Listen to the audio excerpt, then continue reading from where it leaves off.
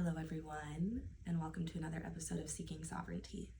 I'm your host and creator, Brizz Taylor, and today we're going to be doing an episode on the unseen and the in-between.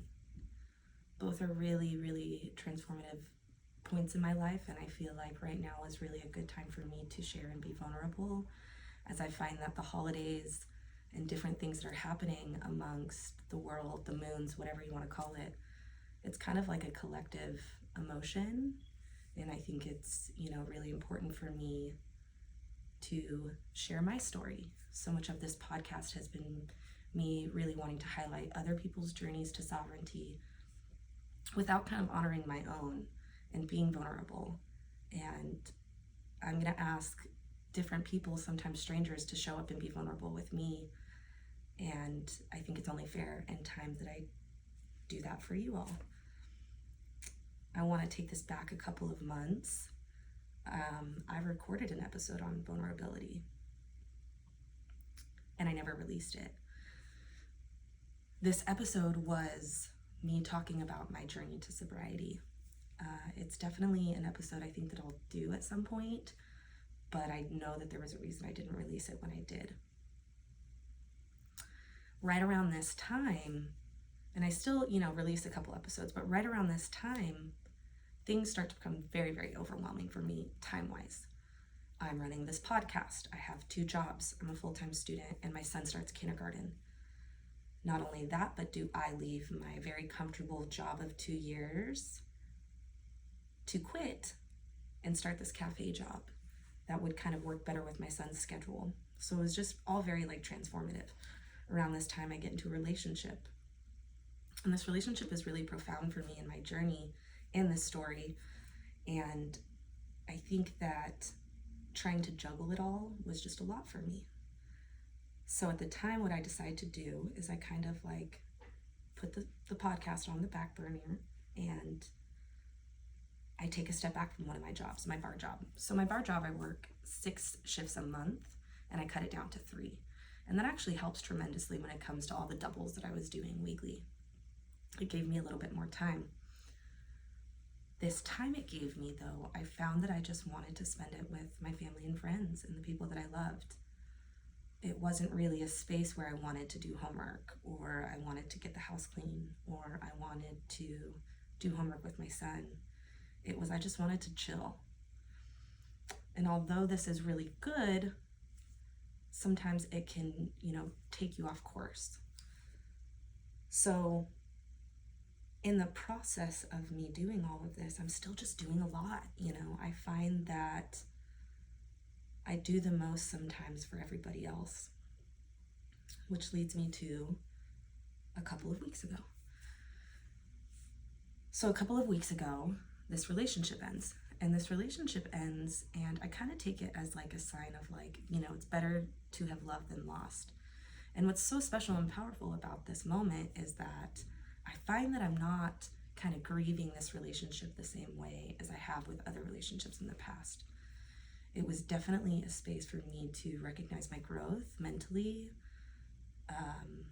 or what I thought was growth mentally. And I keep on pushing, and I'm actually doing okay mentally. And I go to work one Saturday, and I'm writing down an order, and all of a sudden, I get really lightheaded. The room starts spinning. I can hardly hear what these people are saying to me. I can't process what they're saying to me. It was all very scary for me. And I've had issues in the past with seizures and passing out and things like that. So the idea of something like that happening kind of almost sends me in this anxiety spiral worse when my sugars start to drop. So I end up going to urgent care, and they tell me that my blood pressure is low, my blood sugar is low, I'm dehydrated, I'm low on iron, I have a slight UTI. There's so many things, and I realized so quickly it was this slap in the face that was I'm not taking care of myself physically. Although I'm doing so well mentally, or I think I'm doing well, physically I am not taking care of myself at all. I'm not feeding myself. I would rather drive across town to feed somebody else than to feed myself. And that's just the way that I am. I am so worried sometimes about figuring everything out for other people. I sometimes forget that it's important to take care of myself also. So I start to really notice that I hadn't been eating. And so I really start, paying attention to that. It's like, okay, so now I have to start integrating different iron and different vitamins, and I have to eat. I have to remember to eat. And, the time keeps pushing. But as the time goes on, I start to realize that physically I'm not doing okay because I'm just not happy with where I'm at. I remember months ago saying to my partner, like, I made all this money this week and I have no idea what to do with it. And it was such a weird spot to be in, because I think, and I talk about this with some of my friends sometimes, is we think we want financial stability. And a lot of us in the restaurant industry or whatever, who have kind of been successful in it, and we make a lot of money really quickly, but just don't have the time to spend it. It just doesn't seem as fulfilling. It was almost like I was reaching to spend money because I was so unhappy. I'm like reaching to go on these trips. I'm reaching to go do this. I'm reaching to go do this just because I can, because I'm searching for something that will fulfill me. But it's just not this. And so in my mind, I'm already kind of like, this is not what I want to be doing. I want to be focusing on my podcast. I want to be doing and selling art. I want to be decorating houses. I want to do florals. I want to do event planning and event bartending and all of the things that kind of creatively fill me up. And the cafe job that I decided to take started kind of, showing me that it just wasn't maybe for me. So this brings me to last week. I quit my job. I put my 2 weeks in. Now, I put my 2 weeks in emotionally for sure, but I knew that it was the right thing to do. The reason I knew it was the right thing to do is after I put in my 2 weeks, like moments after, there was this incredible weight lifted off of me. There was no anxiety around the situation. There was no kind of like, oh shit, what did I just do? It was really like, oh, I've been like harboring this, and I've been staying in this job that really wasn't making me a whole lot of money, but it worked well with my schedule with my son, and I had a lot of love and respect for my boss who I worked for. Shout out to Bakersfield downtown business owners who really give a shit about Bakersfield. And it caused me to want to work for her, but it really just wasn't aligning with what I'm in this industry for. So I put my 2 weeks in, and shortly thereafter, I have a conversation with an old lover where it's kind of this really big chapter that's ending. And notoriously in my life, things happen in threes. I think the first time I really noticed it happening in threes was when my little brother passed away when I was 21. And it's almost like the universe like showing me these signs that something is going to happen. So I go through, this is back when I'm 21, I go through a breakup. My dog gets taken away from me, which if anybody knew me and my dog Jaja, it was a really, really crazy point. Like, it didn't really need to happen. And then my little brother passes away. So it was all of these really transformative things, and there was definitely a lot of rock bottoms in the years coming after that happened with me. Years later, I go through another rock bottom. I have a couple friends die from fentanyl overdose. I, go back on anxiety medication, and I just kind of lose myself again, and my world blows up, all in threes. So this time is not to be, too surprising, But a couple of days ago, it just really hit me. And in these moments of me being really emotional and really sad, of grieving different things that have happened lately, I am incredibly lucky to have made the money that I've made in this industry. I'm incredibly lucky to have loved and to be loved by the people that I am loved by and I've gotten the chance to love. I have a home that's very affordable for me, even in rough times.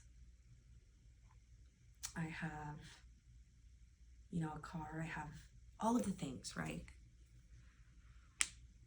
But it's just really heavy. Things start feeling really, really heavy for me. Because again, I'm just avoiding everything. I'm avoiding feeling the things that I need to feel and grieving the things that I need to grieve. And it all just smacks me in the face. And it's really hard for me sometimes because of the unseen. I think a lot of the times people see this powerful woman, this motivational woman. If you know me, you know that I'm probably trying to help you in some way. I'm trying to figure out how we can better your life. I'm trying to just be of service to everybody around me. But what people don't see is those moments of sadness and sorrow and trauma that I have to go through to get to those spaces. In these spaces, I feel very alone and very emotional and very dark. Now with me, I'm very dismissive, avoidant style of handling things. I will dismiss and avoid, dismiss and avoid, dismiss and avoid, until it all kind of comes to the surface. And I recognize that about myself. But what's crazy is I didn't recognize that about myself this last time. I really thought, wow, like I am handling this so incredibly well, and I am, I just keep going and things just keep falling into place. But they're not anymore. And so you can see me on social media and you can see things like me posting about quitting my day job and all of the funny, responses and stuff that I got back on that. But in reality, I was kind of just like fighting my mind, fighting what I was truly feeling, which was unhappy, which is hard for me because I strive so much to kind of fake it till you make it. And I really do still firmly believe that. You do gotta fake it till you make it. But that brings me to this season behind me, and the reason I wanted to record in front of the Christmas tree today was because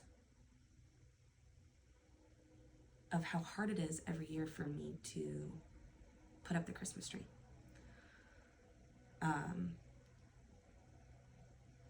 I have, been single since I was 3 months pregnant. And, my son has never met his father. So, with that being said, when things like carrying the Christmas tree up the stairs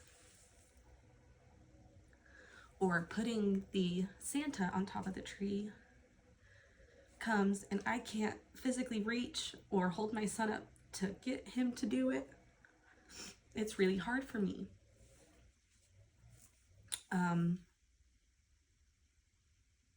I shared with a friend because she had posted how she put her tree up, but maybe we'll get to the ornaments the next day. And I thought it was really ironic and funny because, we had the tree and I got it up the stairs, and I want to thank my friend Kelsey for helping me get it up the stairs and get it in the stand.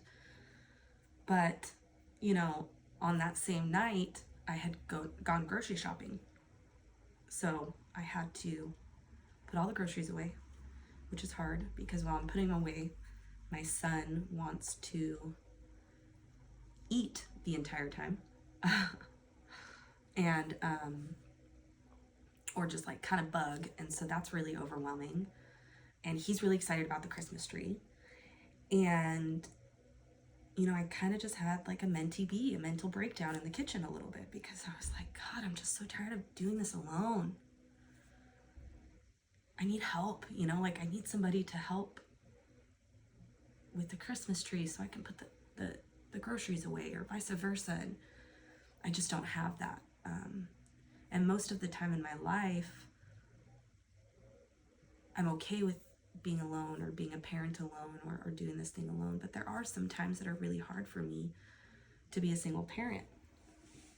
And, it comes out during the holidays. During the holidays, it's also very hard for me, because at the same time of being alone and not having help, this is a time when I really know that if my little brother was alive, that he would be there to help me. And my little brother was an incredible little boy. He died at 17, a couple weeks before his 18th birthday. But he was an incredible little boy, but he was an even better uncle. And I'm so happy and grateful that my nieces got to know him and be loved by him. But it doesn't make it any easier that my son does not get to have that. And I know that in a heartbeat, if I said, like, Steven, come over and come help me put up this Christmas tree, or come help me with your nephew because he's freaking bugging, he would have been right there. And so it's kind of this like really hard day for me. And so the next day rolls around where I decide to decorate the tree and put the lights on the tree, because I didn't have time to do it the night before. So we decide to do it the next day. And my son wakes up and wants to do it. So we get started. And I start to like take all the ornaments out and organize them, because I decide that this year I'm going to be organized when putting up my tree for whatever reason. I want to do like the lights first. I want to like do all the bulbs and then all the specialty ones. So I'm kind of like organizing them all. And we go to start putting on all the bulbs. And, I'm already like very overwhelmed, and there's a lot of like sensory things happening, which can overwhelm me a lot, I'm learning. So my son decides, which nobody sees this on social media, that he doesn't want to help me decorate the rest of the tree. Now, we had already decorated a little tree in his room, which he has, that he gets all of his cutie little kid ornaments on, but there was this moment of like, I've overwhelmed my kids so much, from being impatient, from yelling, from crying, that he doesn't even want to help me decorate this tree anymore. However, for my anxiety levels, it's actually better that he doesn't want to help me. And so these are these really like conflicted feelings that I have around the day that we put the Christmas tree up. Because I'm just such a stress case that sometimes I don't have that in me to chill. I don't have that in me to talk it out. I don't have that in me to come from a place of understanding with my child. Sometimes it's just, I need you to do this right now, because this is what's going to help me get through this. But on social media, all you're going to see is a cute video that I posted of the Christmas tree. You're going to see a picture of my son painting a nutcracker, because, like I said, he no longer wanted to decorate the tree with me. So I decided to give him a project because I was feeling guilty. But these are all things that you're not going to see on social media. I think,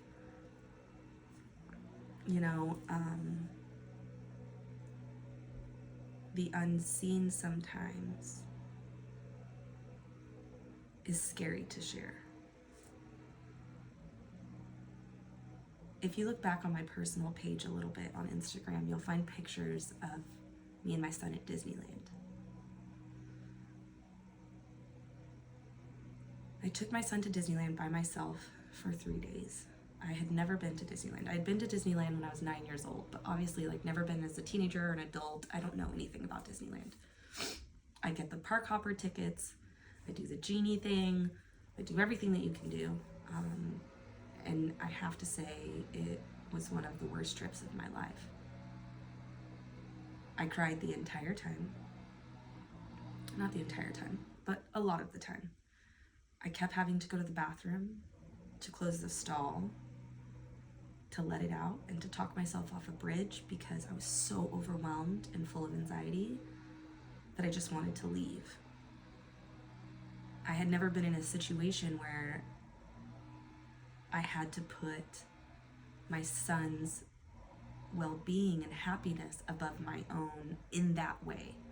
Like, I had to make myself so super fucking uncomfortable and anxious and just go through it because there's no way that I could have taken my son there and then said, nope, we're gonna go home now because I just can't handle it. So I had to keep going. And I did. And if you look at the pictures though, you know, you might look at them and you might know me and think, oh, she just looks a little stoned. She's probably a little stoned. But that's not the case.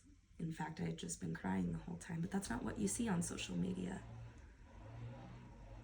When you see me out in public and you see the bright, bubbly part of me, you don't see the darkness that it took to get there. You don't see the in-between that it took to get there. These in-between times, and what I define as the in-between is, for me, are these really transformative periods where things happen in threes and my life kind of blows up. And I'm kind of forced to take this step back to reevaluate my life and what I want to do. And it's really, really hard for me. But I come out the other side, this empowered whole new woman. And I know that things in my life are definitely meant to happen. But in the in-between, it's so extremely fucking scary. In the in-between, it's kind of hard to see the end. You know, it's kind of like I'm grasping for that light at the end of the tunnel, but I know it's there. This time, however, it's different for me only because I have the ability and the mental capacity to handle knowing that I'm allowed to be this. I'm allowed to be in the in-between. I'm allowed to be sad. I'm allowed to feel things. However, it's really hard for the people who love me to see me like this, and I know that. The people who love me are used to, one, a pretty damn positive person, for the most part. I'm human. Also, I can't stand stupidity sometimes, so, not all love and light all the time.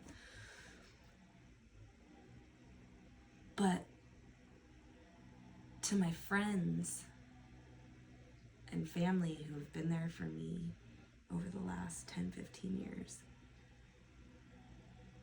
they've had to watch so much trauma. For whatever reason, I'm in this world to be a soldier.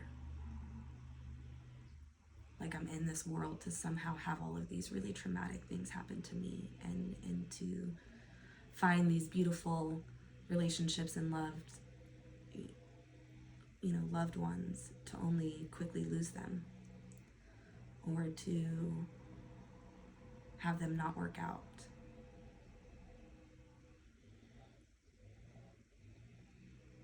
And sometimes that's tiring, and sometimes I don't want to share it with everyone. I know sometimes my friends are tired of the highs and lows that go through my life. And so I recluse. I think it's a really important part of my healing journey to do it alone a lot of the time. But sometimes I don't want to be alone. Sometimes I want to feel as though like my ugly and my scary isn't too ugly and scary for the people around me. But I know that it is. It's a lot for people because it's a lot for me. So I don't want to share it. There's also this really big part of me that's so scared to share my story and be vulnerable and share the really scary parts of my life, because I don't ever want people to look at my successes or the things that I have done and say, wow, she went through all that just to do this. I really want people to look at my successes for what they are. I don't want anybody to look at me as though, I'm this redemption story, even though I'm an incredible one.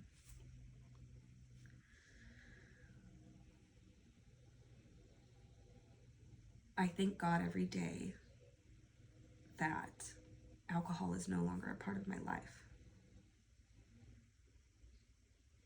But in these moments, in these really dark spaces, alcohol would be very, very easy for me to turn to. I'm not, going to, because I know that physically my body can't handle it. But it would be easy.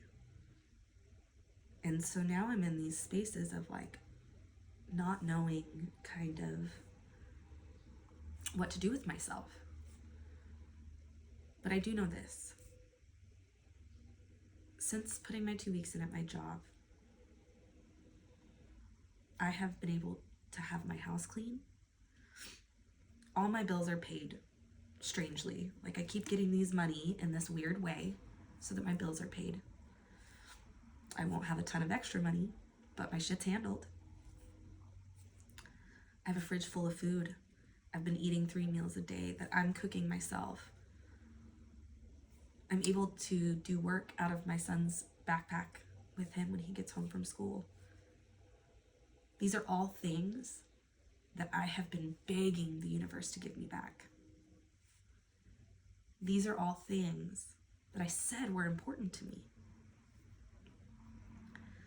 I said that like going out to eat every single meal is not it for me. I want to be able to have time to cook at home, because I gotta say, like, some of the best food comes out of my kitchen. I have time to spend with my son, from the time he gets out of school to the time he goes to bed. I have time for my friends. I have time for my embroidery. I have time for this podcast. I asked the universe for this. And I intend to take this space to use it to make an impact. I want to be impactful on the city of Bakersfield. I want to be impactful for the wayward kids. I want to be impactful for people on their journey without alcohol. I want to be impactful for people who want to try plant medicine. I want to be impactful for people who might not have a religion but want to talk about God. I want to be impactful for artistry in this town. Musicians, painters, the people building things. I mean, there's so many cool things going on. But most importantly, I want to be impactful for the ones who feel like I do during the holidays, who sometimes can't get their Christmas tree up because they just don't know how. They just don't have it in them. I want to be here for the people who share the same story as me. I think with this podcast, I've been so worried about what guests I'm going to have on here, how I'm going to do it, what my topics are going to be. When in reality, what I find that's so incredible is that whatever I'm going through in that week, whether it be joy, sorrow, I don't know, irritability, a lot of people tend to like go through that same thing at the same time. And so I think there's definitely going to be more episodes of me popping on here and trying to talk about that and talk about my journey to finding my own sovereignty and mental health and learning to walk in this world a brand new person. I say it often, you know, I'm 1 or 2 bitches in a day. I wake up a brand new bitch every single day. And while that's a funny joke, it's true. I don't know who I'm going to be day to day. I know that I have a lot of control over my emotions now. But, you know, toxic positivity is a real thing.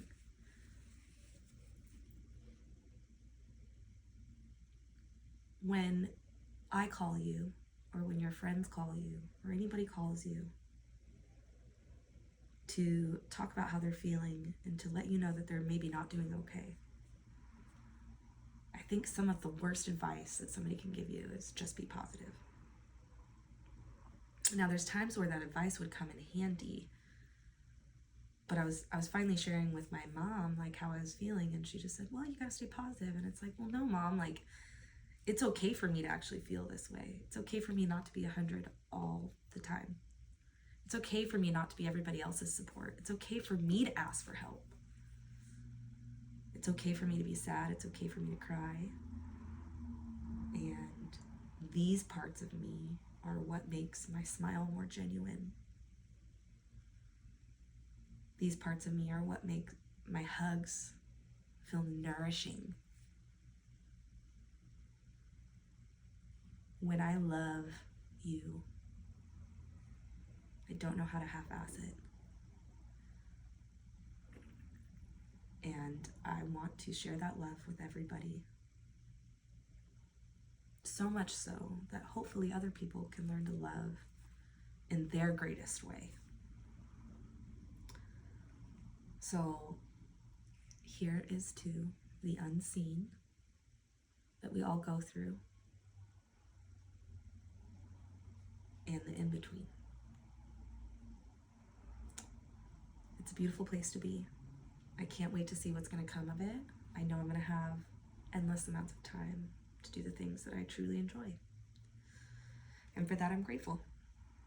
I want to thank you all for listening today, and I hope that this episode reaches a few people and you can share your story with me. I look forward to sharing more episodes with you and can't wait to have our next guest on. I will see you all soon.